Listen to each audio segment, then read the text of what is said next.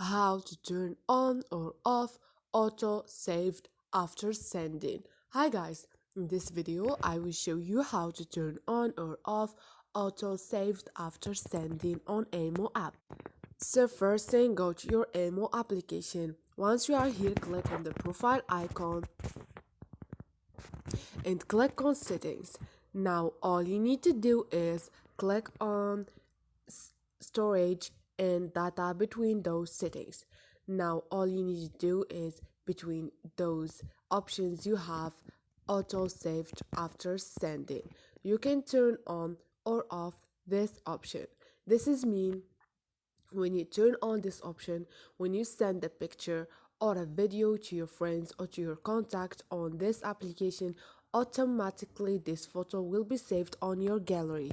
If you don't want that, turn off this option. So this is it guys, don't forget to subscribe and like.